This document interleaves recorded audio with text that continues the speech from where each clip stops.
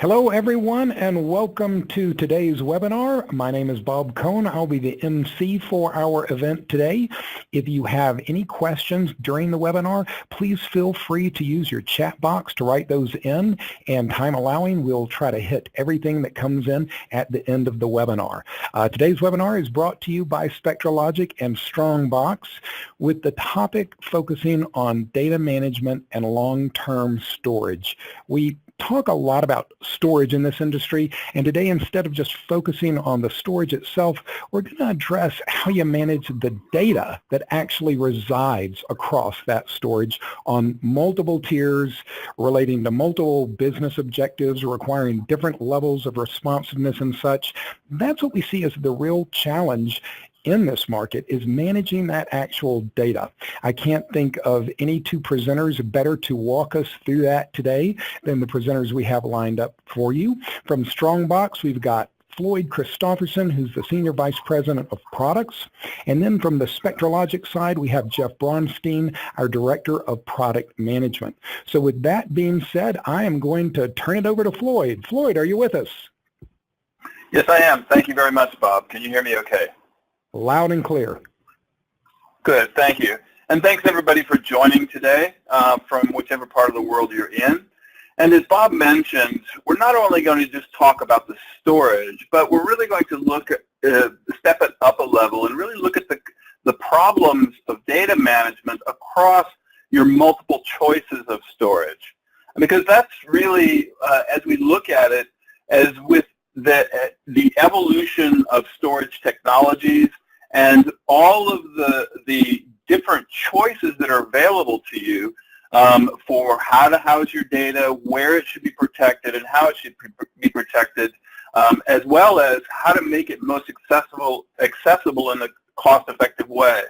So what we're going to outline today is some of the key problem spaces that apply across all storage environments and all data environments. What are the common problems that we see? What are the impacts of those problems? And what are solutions that we think will help you get a better control of your existing infrastructure and resources and help you optimize your environment? And so let's start with complexity, because with all of the advancements in storage technology, especially over the last 30 years, the fact is that storage is not getting less complex.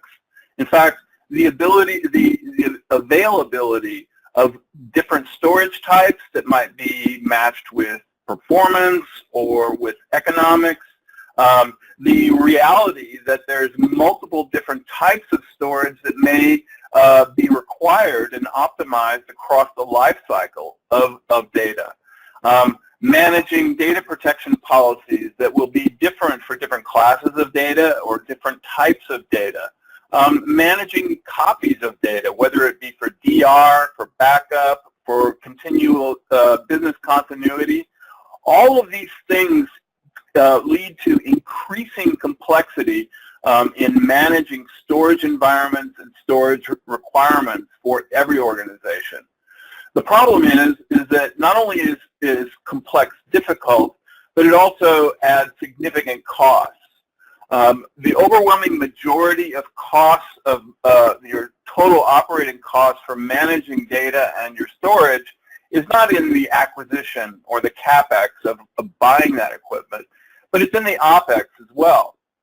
With data continuing to grow, as well as your storage choices growing, it's this constant balance that IT management has to come up with. Is, do we buy a one-size-fits-all storage solution, which may sound easy on the front end, may cost a little bit more on the CapEx, but theoretically should reduce our OpEx? Or do we cobble together different storage types into our own managed environment? Neither of those things is optimal. Either you're locking into a particular vendor, or you're also adding complexity to your environment. So how do IT staff that can't grow very easily, how do they manage migration between one tier and another, or even doing a tech refresh as you're moving from one platform to another? or how to aggregate multiple different platforms that might be cost optimized for that use case or for that stage, but not are not necessary and certainly cannot be for all of the data in that platform. Even something as basic as maybe I'd like to add an object storage or tape or cloud storage into my storage resources, but I don't want to add another silo. And how do I ensure that the data is at the right place at the right time? And this is crucial because what we see as well in the experience that we have in large data environments all over the world is that the overwhelming majority of the data that is sitting in the most expensive primary disk is largely inactive. It's difficult for IT administrators, particularly across a heterogeneous, a multi-vendor environment, even to identify which data is active or inactive. Even if they find or are aware of which data is inactive, how to move it to more cost-effective storage without interrupting user access, creating additional complexity, which then again gets back to additional cost. So this feedback loop, this negative feedback loop of additional complexity, which drives more cost, which then focuses directly back into how data is managed. So it's not a storage problem per se. Yes, people buy storage when capacity fills up. The first choice is, well, we need more storage. But is it really a storage problem or more of a data management problem? And that's the approach that today we're going to be talking about with a combination of StrongLink, which is a cross-platform data and storage management platform, and Black Pearl, which we'll talk about in a moment. So StrongLink is software that works with any storage and any environment. It basically takes your environment from looking like this, where you may have different classes of storage, different life cycles of storage, meaning one storage type might have been there for a long time and is nearing retirement, or a new storage type might be required for economics or for workflow or other reasons. Tape for either an extension to your storage environment or for backup or for DR or for other purposes, or even the ability to add an object store or cloud. Each of these, typically, your users and your applications are static mounted to these, meaning that any activity for migrating data from one to the other or replicating data between them is a manual operation, or it's segmented according to the ecosystem of that particular storage vendor or that particular file system. With StrongLink, what we're doing is actually stepping above the storage layer into a metadata-driven abstraction layer. We call this cognitive data management. Users and applications would simply still see their mount points, their storage directories and volumes as the way they did before, through standard file protocol interfaces in their file system or through a UI that StrongLink provides. Behind the scenes, that data is now dynamic and can be migrated or replicated by policy across any or all storage types, regardless of the vendor. In that way, data management in the storage layer is completely decoupled from the user experience, meaning that an individual administrator can control where that data lives, how it's protected, and how it moves, when it moves, without interrupting users or impacting in any way with the way their applications work. And this all starts with the ability to classify the data, to know which data, for example, is active or inactive, or which data is best according to its life cycle to live on which storage. So StrongLink will aggregate all of the different metadata. That means file system metadata, user-created metadata, external metadata, all of these sources of information about the data itself. We aggregate that into the StrongLink policy engine. In that way, we're also being able to aggregate all of your different storage resources, again, into this policy-based framework. with the combination of what we call data awareness to be data-centric, meaning we know what everything is going on with the data, and being aware of and being able to manage all of the storage resources that are at your disposal, what we can now do is create this cross-platform, policy-based global namespace. What that means is that users or outputs are focused on their data and not on figuring out which piece of storage it's in or requiring IT to manage it across different storage types. It's storage automation, bringing the absolutely essential needs of automation into this and using machine learning to even do pattern recognition and understand optimal placement for that data, all within a controlled, versioned, and audit-trailed environment. What this now means is whether for a tech refresh or for incorporating new storage types, all of this can be done seamlessly. New storage can be added, old storage can be taken away, incorporation of other tiers of storage that were not possible before because of potential disruption to users. All of that can be brought into this seamless environment where IT can be much more proactive to optimize their storage so that you don't wind up with stranded capacity of inactive data sitting in expensive storage. By policy, that data can move to whichever storage is appropriate, but users are none the wiser. They simply see their data. Because everything is audited and there's data protection built into the system, we can enable full, true data lifecycle management, not only within the ecosystem of one particular storage vendor, but to cross other different storage choices. And at the end of the day, what this does is it really increases the productivity for your users, so simplifies it for your users, simplifies it for your storage administrators, so they can manage with the reporting and information they need to optimize their environment, and to do this in a way that is completely non-disruptive. What this now does with a solution like StrongLink, which gives you this central management framework to present to users the data in the way that they need it, regardless of which storage may be, it now opens the door for integrating seamlessly with solutions such as Spectra stack. And with that, let me turn the floor over to Jeff Bronstein, who is a director of product management at Spectra, to talk about how the Spectra converged storage system can fit into this. Jeff? Great. Yeah, thanks a lot, Floyd. That was great.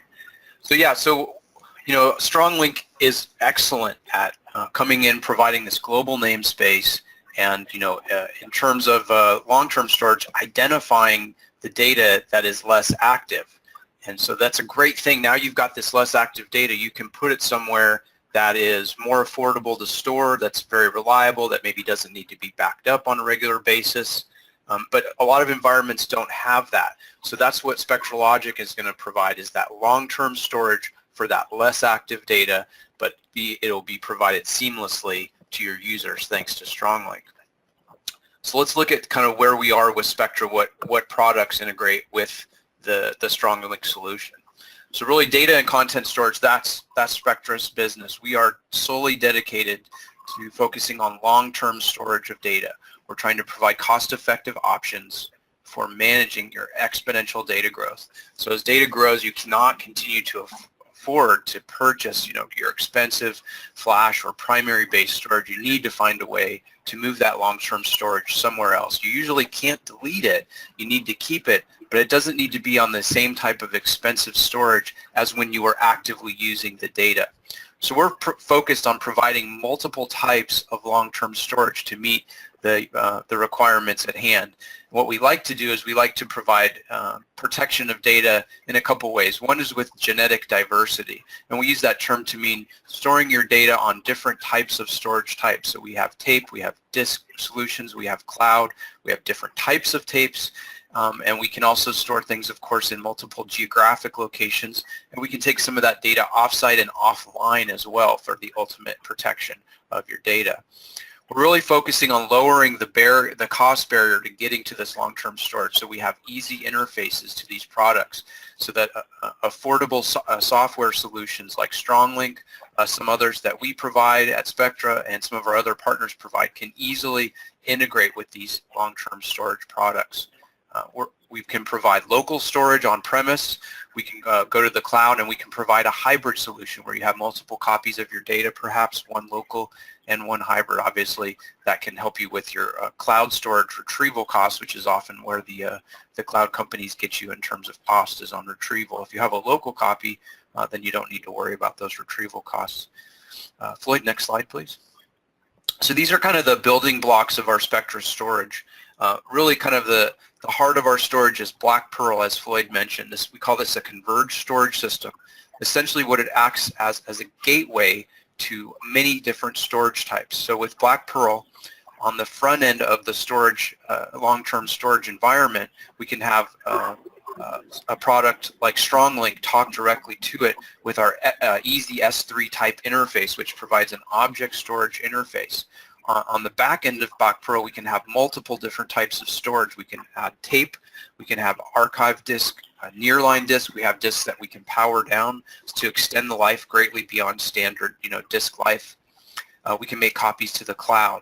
Black Pearl has a very easy to use but very powerful data policy engine to control when data comes in, how many copies are made to each of these different types of storage and how long it resides. And how it's accessed. So there's a lot of power with Black Pearl, very simple up front, that can be expanded nearly infinitely in terms of the amount of storage you can put behind it. So it's a perfect match with a product like StrongLink. We're also well known for our NAS storage. So we provide, again, we're not focused on the primary, multi-user, high access type storage. We're focused on longer term storage for data that's a little cooler, we call it, right? Like we'll call it tier 2 or tier 3 storage. We can provide lots of different speeds in terms of different drive types. We can start very small. We like the NAS storage too because it can start extremely affordable, especially with a combination of products with StrongLink and NAS storage. You can really start with a very low cost and affordable combined archive solution with the two. And of course, SpectraLogic is well known for tape libraries. We're a leader in this, recognized as a leader in this field. We have libraries that start as small as 10 slots and go all the way into the exabytes of storage. We've implemented the latest LTO-8 technology, which is now 12 terabytes uncompressed on a single tape. We're down into the couple of pennies or less per gigabyte to own copies of data on tape, which is why tape still is very much alive and has a very compelling story for the highest reliability storage medium that's also the most affordable. Go ahead to the next slide, Floyd. So combining the two solutions, I like to say the peanut butter and chocolate, it really fits perfectly with these two products. We can really extend, with StrongLink, we can extend these traditional primary storage targets, right? So if you've got that Isilon or NetApp or other kind of primary storage and you're looking that you're running into problems where it's filling up, or maybe it's time for a technology refresh, we can help you with that to extend those storage systems to move the inactive data over to either our Black Pearl or our NAS storage. But thanks to StrongLink, the users are unaware or can be unaware of where the data has been moved. They still access it the same way, regardless of where the data actually lives. Thanks to StrongLink, it can be presented in the same way.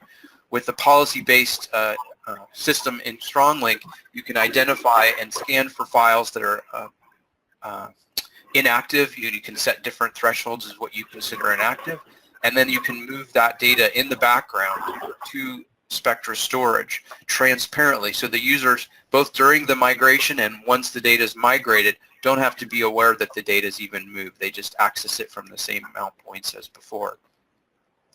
So it can really, it really extends your long-term storage, whereas traditionally you may have used your long-term storage, say, for backup or maybe manually moving some inactive data.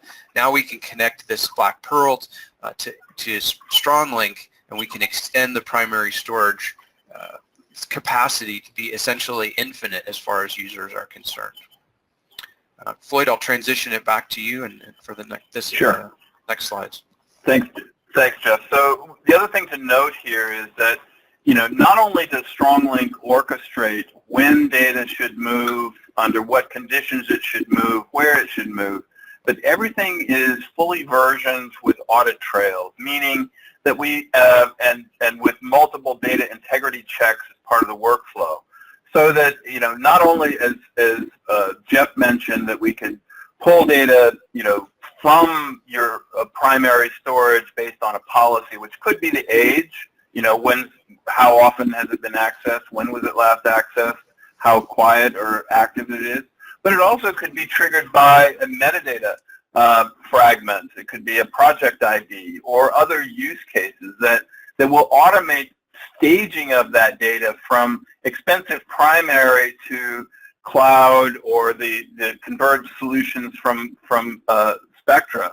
So that, and in addition, you can also automate making a DR or redundant copies. StrongLink tracks everything about that data, how many copies there are, which locations there are, which is the fastest or primary location versus secondary or tertiary locations, so that from a user standpoint, they just see their data, as Jeff said. From an administrator standpoint, unstructured data that is largely unchanging doesn't need to be backed up every day, or classes of it do not need to be backed every day because it's already versioned with data copy management across multiple instances and multiple locations, all with StrongLink.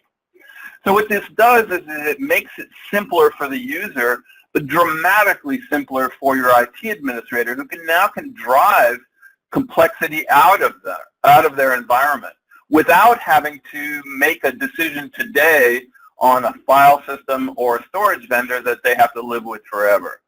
So in other words, being able to look at your data and let the system be optimized for your data across any of the platforms that you may wish to add.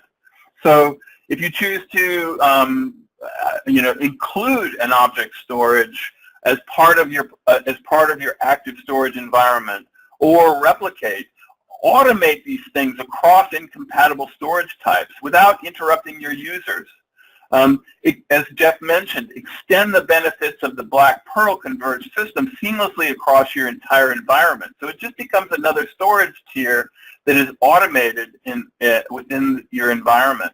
And it's that automation of data protection and data provenance with the audit trails that also enable you to reduce or eliminate conventional backups for certain classes of your data.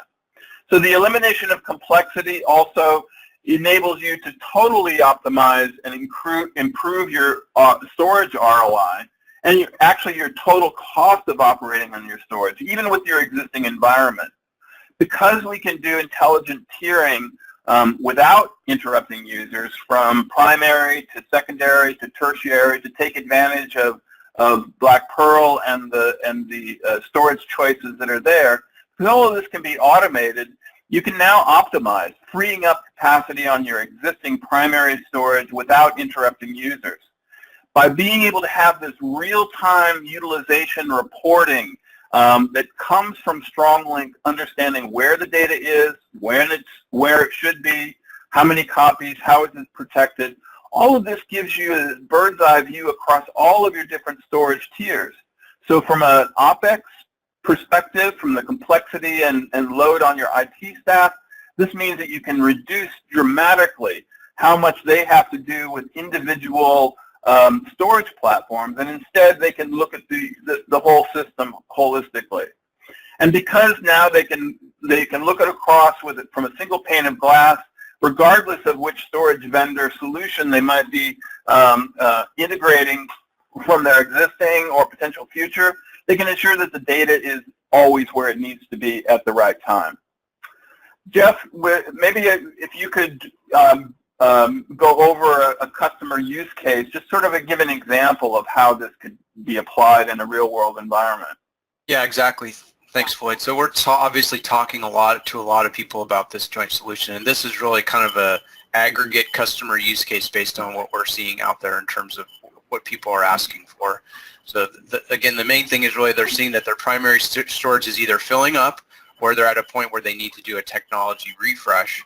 You know, they want to take advantage of other storage types, right? Maybe they've got an initiative to use the cloud or use object storage, or maybe they just really need to reduce their costs because their data is growing. But again, they're not sure which data is inactive, so it's not easy for them to just move that somewhere else by themselves. They don't want to interrupt user workflows, particularly with a migration event, but even just if I've got an active primary storage tier and I want to make, you know, moving the data to inactive, moving the inactive data to long-term storage, I want to make that seamless as well. And really, you know, maybe I can think about putting a different storage environment in, but I don't, the management, again, like Floyd said, OpEx is kind of what kills you. So they don't really want to have to manage another silo of data. They need an easy way to manage it all in one place. So again, this solution of StrongLink and Black Pearl really creates this cost optimized global namespace, right? So we provide an easy way to manage your data along with the long-term storage you need once you've identified that inactive data. It's going to automate this without adding this additional work for your IT staff and without interrupting user workflows. So with the policy-based engines, you're going to know what data you have, how active it is. You're going to get a lot of data on that and allow you to move your inactive data to Spectra long-term storage. The StrongLink has the single pane of glass and easy-to-use web management interface, and it really simplifies the management of the data for the IT staff. And really, users are going to access everything with a single mount point. I'll go to the same place. They're going to not be interrupted while these things are going on.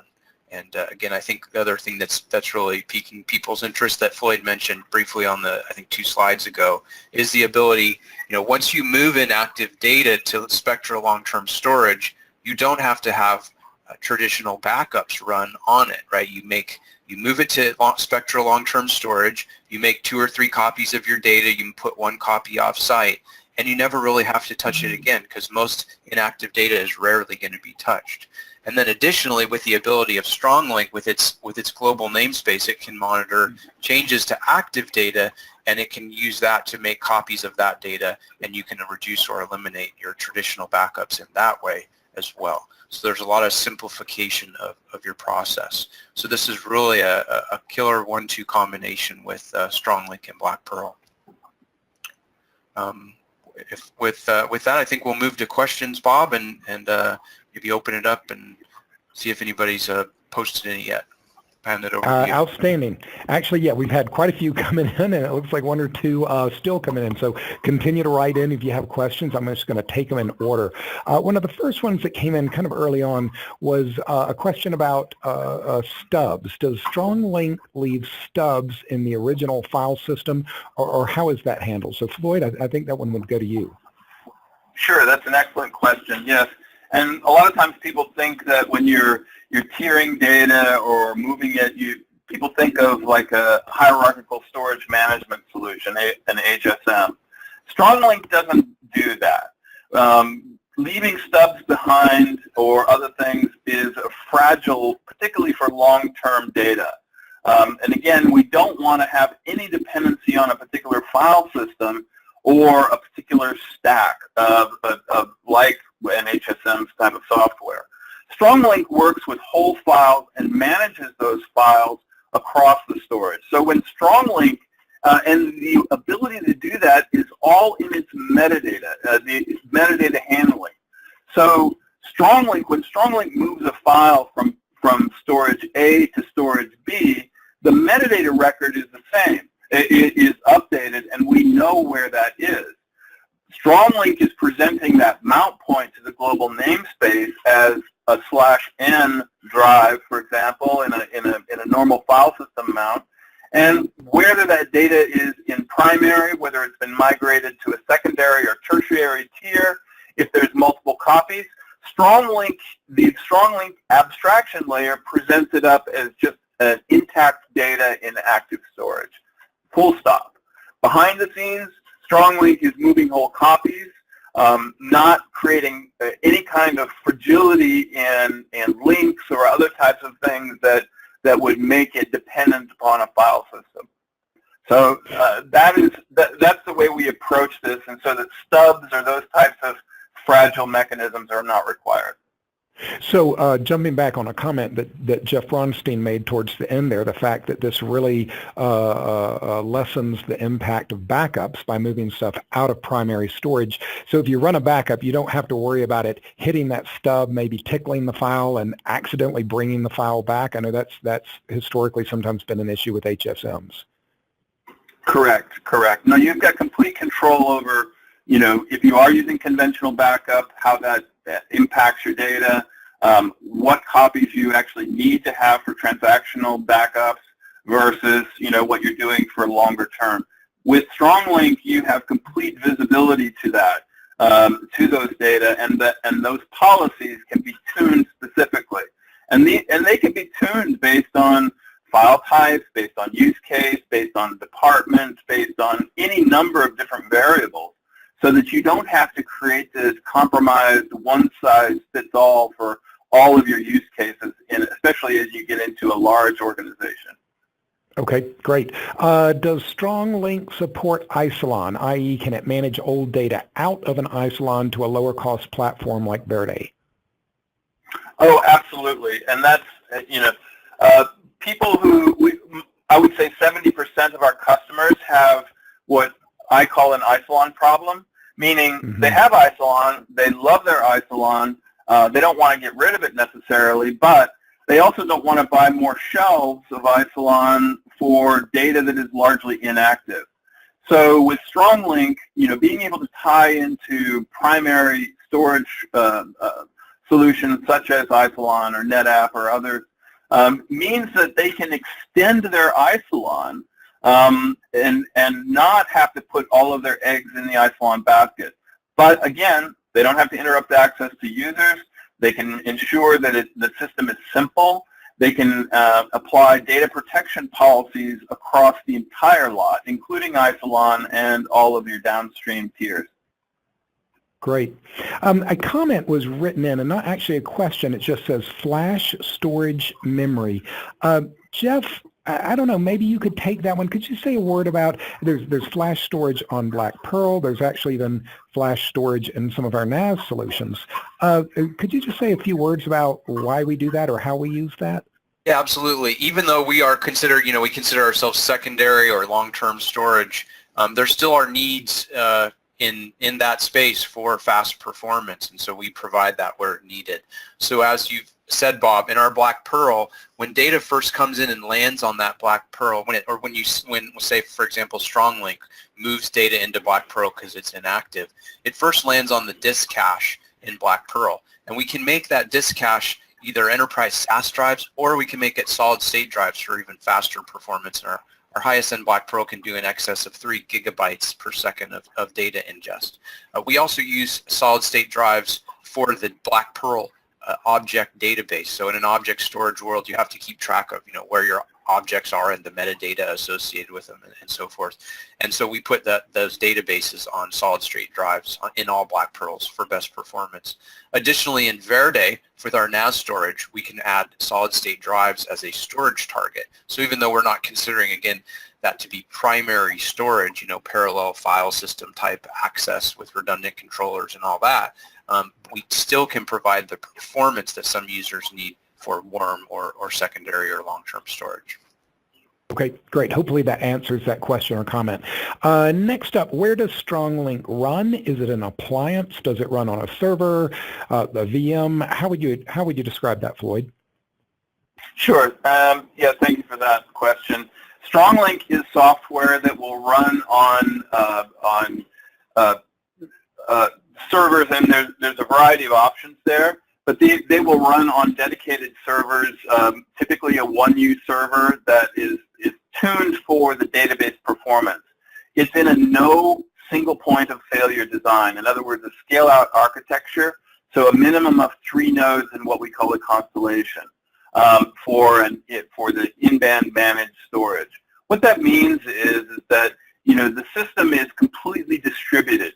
There is no single point of failure. There's no head node that holds all of the information. all of the metadata and functionality is sharded and distributed across available nodes. So it's available on time, all the time. So we can install this on customer hardware, assuming that it's based on a reference configuration.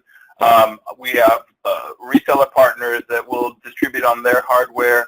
It's really according to the recipe of the hardware.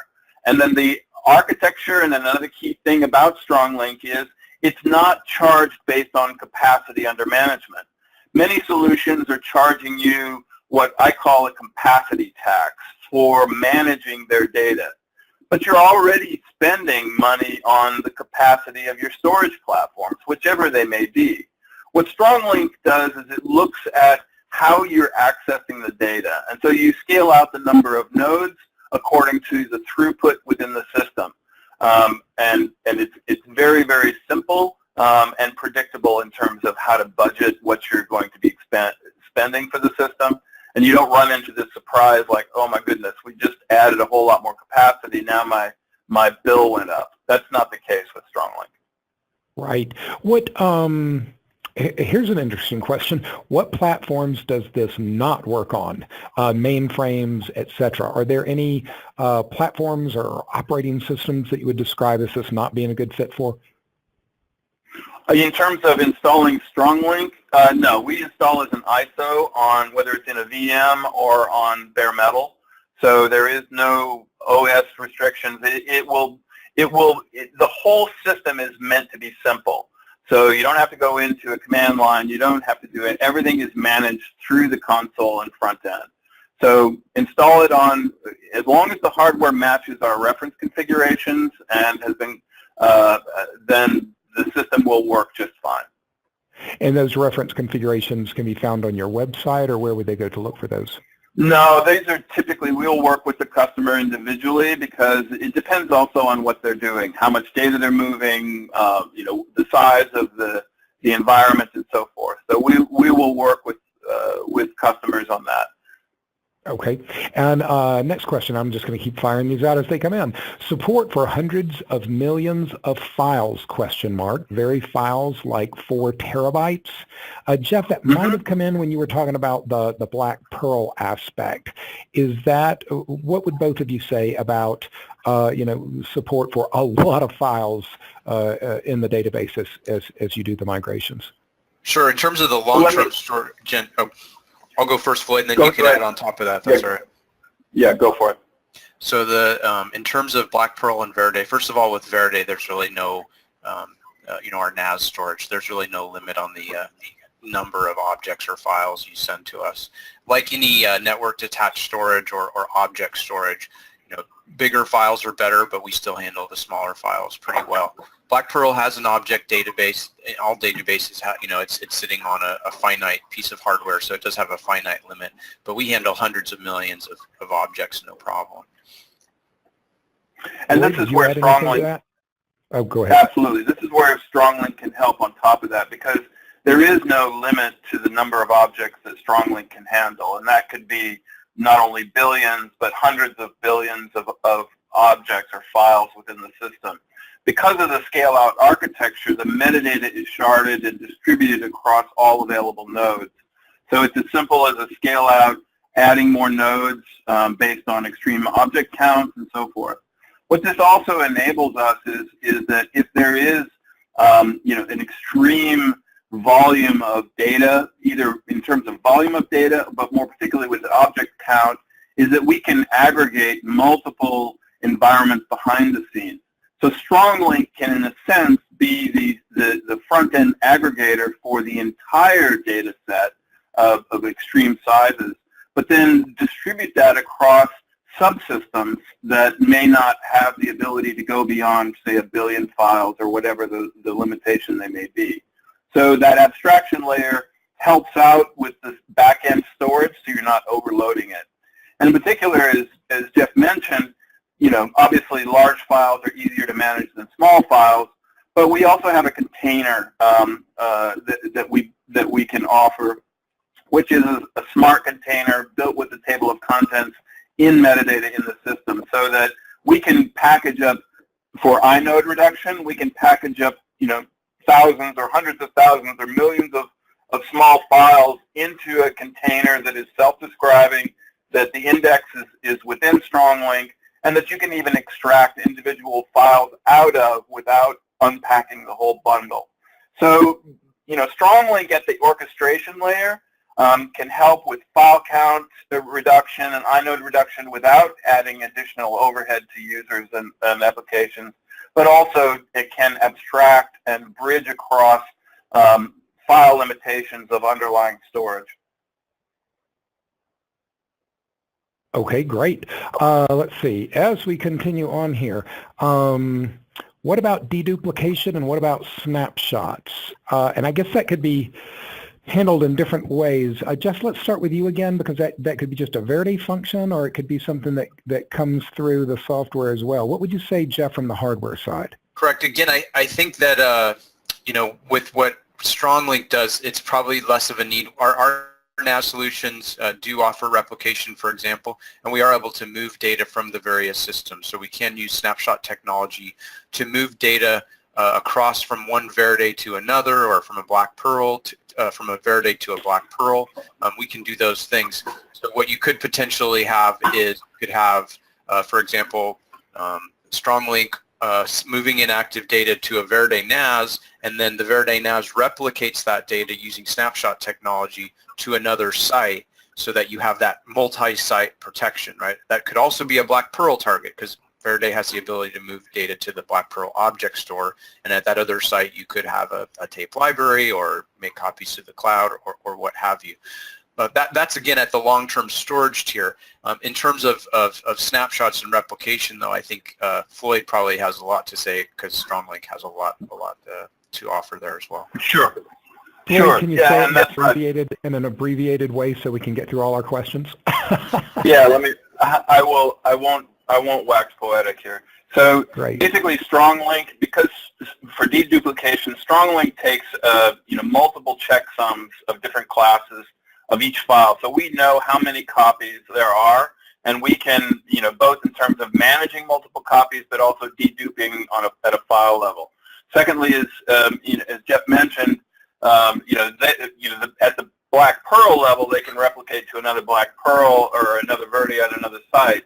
But at the StrongLink layer, we can also create a federation between two sites for DR purposes. We call this a galaxy, which is two constellations that talk to each other. And so this, by policy, you can create a parallel StrongLink environment that backs up or replicates, based on policy, classes of data from one to the other.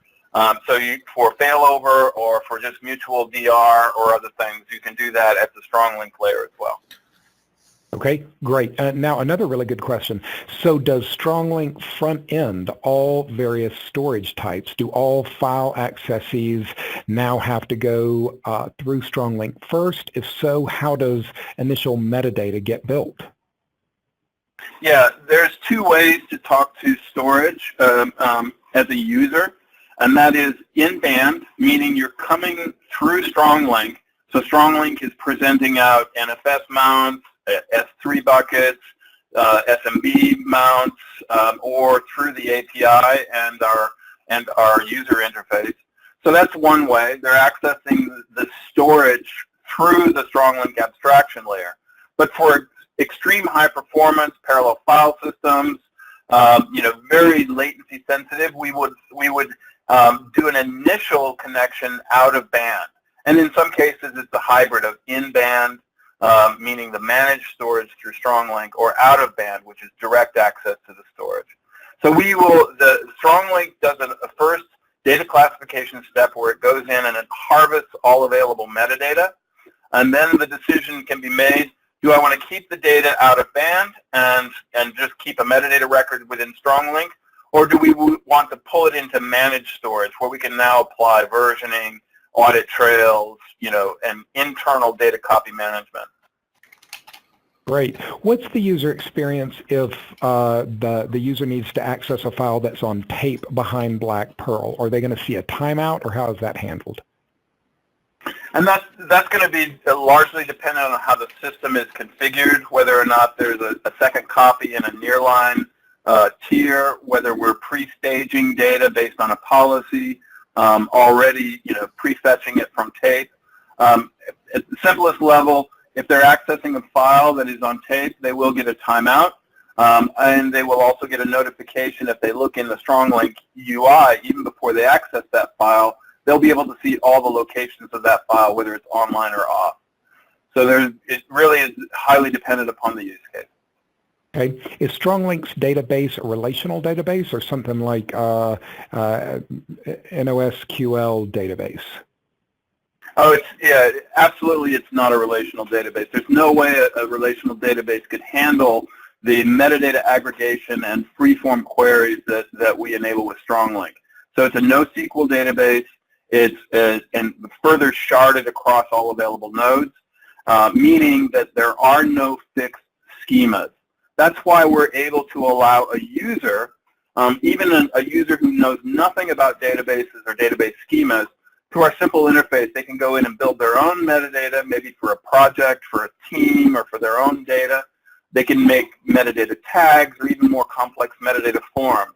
And all of that is aggregated into this database that includes all various types of metadata: file system metadata, header metadata, imports of external metadata, user-created metadata. And it's that aggregation into one common policy layer that gives this the power. And it's the information. So that way we have to access the data less frequently. People can do a lot of the work even without pulling the data back because they know what's there, they know where it is, and they can see even the version history of those files. Great. Okay, I believe the last question here says Black Pearl is something of a gateway. How about throughput? We have 600 servers in an HPC cluster. So Jeff, I know we work quite a bit in the HPC environment. What would you say about that? Yeah, so Black Pearl is, we've really, over the last year or so, have increased the performance. As I said previously, our newest, we call it the P series, performance series, Black Pearl can do in excess of 3 gigabytes a second. Now that's per Black Pearl, and we can manage, 20 or more tape drives behind that Black Pearl if you're looking to go to tape. Now, as Floyd said, though, what we can do is, thanks to StrongLink, we can aggregate those Black Pearls. So you can have as many Black Pearls as you want behind the StrongLink solution, and it's going to create a global namespace for those. Now, if you have multiple Black Pearls, they could be connected to the same tape library with different tape partitions, or they could be connected to different tape libraries. So we have a lot of configuration options, but thanks to StrongLink, we're essentially infinitely scalable in terms of performance and total storage amount. Okay, great.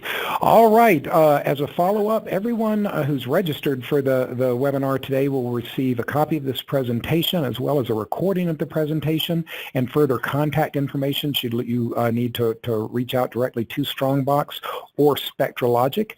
We thank everyone for joining, and we will look forward to seeing you on the next round. Thank you, Floyd, and thank you, Jeff. Thanks, guys. Thank you, everyone. Thanks, everybody.